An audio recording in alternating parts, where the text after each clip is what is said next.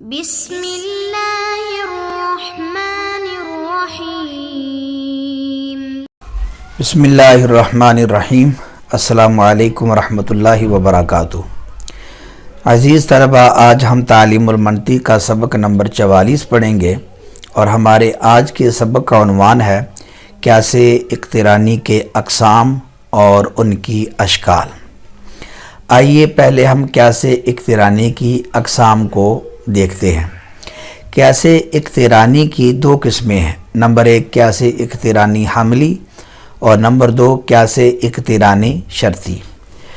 وجہ حسر یہ ہے کہ قیاس اقترانی دو حال سے خالی نہیں ہوگا کہ وہ محض قضایہ حملیہ سے مرکب ہوگا یا محض قضایہ حملیہ سے مرکب نہیں ہوگا۔ اگر قیاس اقترانی محض قضایہ حملیہ سے مرکب ہو تو ایسے قیاس اقترانی کو قیاس اقترانی حملی کہا جاتا ہے، اور اگر قیاس اقترانی محض قضایہ حملیہ سے مرکب نہ ہو، آگے عام ہے محض قضایہ شرطیہ سے مرکب ہو یا محض قضایہ شرطیہ سے بھی مرکب نہ ہو بلکہ قضیہ شرطیہ اور قضیہ حملیہ سے مرکب ہو، تو ایسے قیاس اقترانی کو قیاس اقترانی شرطی کہا جاتا ہے۔ آئیے ان کی تعریفات و امثلہ کو جانتے ہیں۔ تو پہلے قیاس اقترانی حملی۔ قیاس اقترانی حملی اس قیاس اقترانی کو کہتے ہیں جو محض قضایہ حملیہ سے مرکب ہو، یعنی جس کے اندر صرف قضایہ حملیہ پائے جائیں، صغریٰ بھی قیاس قضیہ حملیہ ہو اور کبریٰ بھی قضیہ حملیہ ہو، تو ایسے قیاس کو قیاس اقترانی حملی کہا جاتا ہے۔ جیسے کل انسان حیوان، یہ صغریٰ ہے، وہ حساس، یہ کبریٰ ہے۔ حیوان حد اوسط گر گیا، نتیجہ آیا کل انسان حساس۔ تو یہ قیاس اقترانی حملی جو ہے قیاس اقترانی حملی ہے، کیونکہ اس کے اندر صغریٰ وہ بھی قضیہ حملیہ ہے، کل انسان حیوان موجبہ کلیہ ہے، اور کل حیوان حساس یہ کبریٰ بھی یہ موجبہ کلیہ ہے، قضیہ حملیہ ہے۔ تو چونکہ یہ قیاس اقترانی محض قضایہ حملیہ سے مرکب ہے، اس کے دونوں مقدمات قضیہ حملیہ ہیں، اس لیے اس قیاس کو قیاس اقترانی حملی کہیں گے۔ دوسرا قسم ہے قیاس اقترانی شرطی۔ قیاس اقترانی شرطی اس قیاس کو کہتے ہیں کہ جو محض قضایہ حملیہ سے مرکب نہ ہو، آگے عام ہے محض قضایہ شرطیہ سے مرکب ہو یا محض قضایہ شرطیہ سے بھی مرکب نہ ہو بلکہ قضیہ حملیہ اور قضیہ شرطیہ دونوں سے مرکب ہو۔ اس کی کل 5 صورتیں بنیں گی۔ پہلی یہ کہ قیاس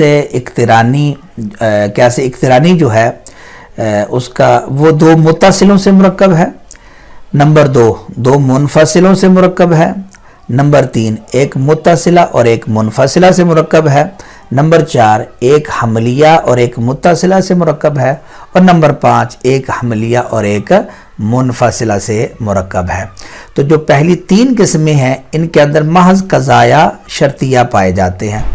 آگے قضیہ شرطیہ متصلے ہوں دونوں یا منفصلے ہوں یا ایک متصلہ یا ایک منفصلہ، یہ 3 صورتیں محض قضایہ شرطیہ سے مرکب ہونے کی ہیں، اور آخری جو 2 صورتیں ہیں ان کے اندر ایک قضیہ حملیہ ہے اور دوسرا قضیہ شرطیہ ہے، اور دوسرے کے اندر قضیہ شرطیہ منفصلہ ہے۔ تو یہ 5 صورتیں بنے گی قیاس اقترانی شرطی کی۔ اب آئیے ہم دونوں ایک مثال سمجھ لیتے ہیں۔ ایک مثال سمجھتے ہیں جو محض قضایہ شرطیہ سے مرکب ہے، اور دوسری مثال سمجھ لیتے ہیں جو ایک حملیہ سے اور ایک شرطیہ سے مرکب ہے۔ محض شرطیہ سے مرکب ہو اس کی مثال ہے جیسے کلما کانا زید انسانا کانا حیوانا، یہ شرطیہ متصلہ ہے اور یہ پہلا مقدمہ ہے قیاس کا۔ دوسرا ہے وَكُلَّمَا كَانَ حَيَوَانًا كَانَ جِسْمًا، یہ دوسرا، یہ بھی شرطیہ متصلہ ہے، تو نتیجہ آئے گا کلما کانا زید انسان کانا جسمن۔ تو یہ جو قیاس ہے یہ جن 2 قضایہ سے مرکب ہے وہ دونوں قضیے شرطیے متصلے ہیں، یعنی کلما کان زید انسان کان حیوان ایک قضیہ شرطیہ متصلہ، اور کلما کان حیوان کان جسم دوسرا قضیہ شرطیہ متصلہ۔ آئیے دوسری مثال دیکھتے ہیں کیسے اقترانی شرطی کی، کہ ایک قضیہ شرطیہ ہے اور دوسرا قضیہ حملیہ ہے۔ اس کی مثال ہے جیسے کلما کان ھذا الشیء انسان کان حیوان، یہ شرطیہ متصلہ ہے، اور وہ کل حیوان جسم، یہ قضیہ حملیہ ہے۔ تو نتیجہ آئے گا کلما کان ھذا الشیء انسان کان جسما۔ تو یہ کیسے اقترانی شرطی کی دوسری مثال آگے۔ تو یہاں تک یہ کیسے اقترانی کے دو قسم آگے، کیسے اقترانی حملی اور کیسے اقترانی شرطی، ان کی تعریفیں اور ان کی مثالیں۔ آئیے ہم اب کیسے اقترانی کے نتیجہ دینے کی شکلیں دیکھتے ہیں۔ تو کیسے اقترانی کے نتیجہ دینے کی 4 شکلیں ہیں۔ آگے عام ہے کہ وہ کیسے اقترانی شرطی و نتیجہ دینے کی 4 شکلیں ہیں۔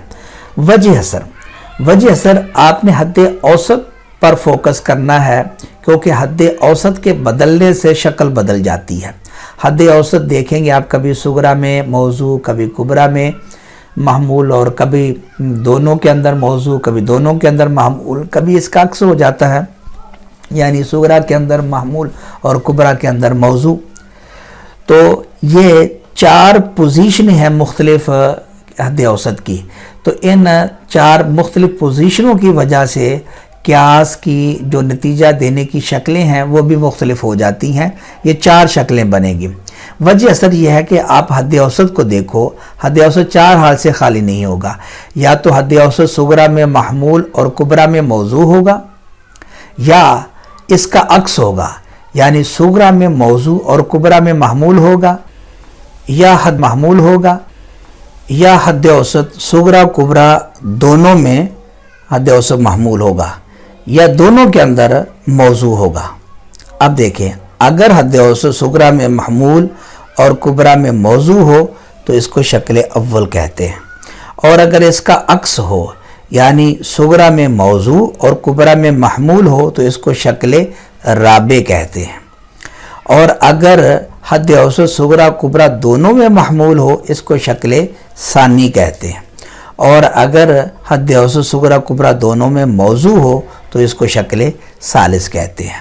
یعنی شکل اول کے اندر حد اوسط صغرا میں محمول، کبرا میں موضوع، شکل ثانی میں دونوں میں محمول، شکل ثالث میں دونوں میں موضوع، اور شکل رابع کے اندر حد اوسط صغرا میں موضوع اور کبرا میں محمول ہوتی ہے۔ تو یہ کیسے اقترانی، چاہے وہ حملی ہو چاہے وہ شرطی ہو، اس کے نتیجے ہوں گی۔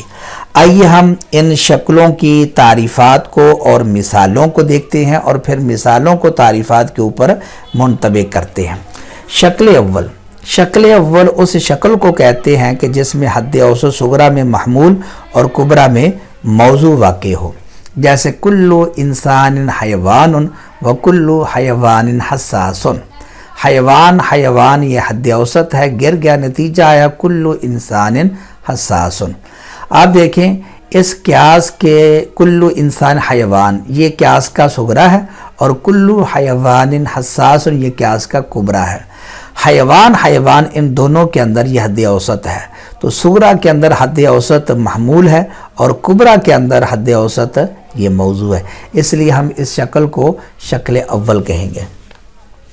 شکل ثانی یہ ہے کہ حد اوسط صغرا اور کبرا دونوں کے اندر محمول واقع ہو، جیسے کل انسان حیوان یہ صغرا، اور ولا شیء من الجماد بحیوان یہ کبرا ہے۔ حیوان دونوں کے اندر یہ حد اوسط ہے، تو آپ دیکھیں صغرا میں بھی حد اوسط محمول ہے اور کبرا کے اندر بھی محمول ہے، تو ہم اس حد اوسط کو یعنی حیوان کو گرا دیں گے تو نتیجہ آئے گا لا شیء من الانسانی بجماد۔ تیسری شکل ہے کہ حد اوسط صغرا اور کبرا دونوں کے اندر موضوع ہو۔ اس کی مثال ہے جیسے کل انسان حیوان و کل انسان ناطق۔ یہ قیاس اس قیاس کے مقدمات میں حیوان انسان یہ حد اوسط ہے، انسان صغرا میں موضوع ہے اور کبرا کے اندر بھی موضوع ہے یعنی ہے۔ تو انسان حد اوسط کو ہم گرائیں تو نتیجہ آئے گا بعض الحیوانی ناطقن، تو یہ شکل ثالث ہے کیونکہ حد اوسط صغرا کبرا دونوں کے اندر موضوع ہے۔ شکل رابع اس شکل کو کہتے ہیں کہ جس میں حد اوسط صغرا میں موضوع اور کبرا میں محمول واقع ہو، جیسے کل انسان حیوان و کل ناطق انسان۔ تو اس مثال کے اندر انسان یہ حد اوسط ہے جو کہ صغرا میں موضوع ہے اور کبرا میں محمول ہے، تو حد اوسط کو گرائیں تو پیچھے نتیجہ آئے گا بعض الحیوانی ناطق۔ تو عزیز طلبہ، یہ تھا ہمارا آج کا سبق۔ آج کے سبق کے اندر ہم نے قیاس اقترانی کے اقسام یعنی قیاس اقترانی حملی اور قیاس اقترانی شرطی، ان دو اقسام کو پڑھا، اور اس کے علاوہ قیاس اقترانی کے نتیجہ دینے کی 4 شکلیں، شکل اول، ثانی، ثالث اور رابع، اور ان کی مثالوں کو ہم نے جانا۔ امید ہے کہ آپ آج کا سبق سمجھ گئے ہوں گے۔ آپ سے گزارش ہے کہ آپ قیاس اقترانی حملی اور شرطی کی تعریفات کریں اور مثالوں کو ان تعریفات کے اوپر منطبق کرنے کی کوشش کریں۔ دعا ہے کہ اللہ کریم ہمیں علم نافع، عمل صالح اور اخلاص کی دولت عطا فرمائے۔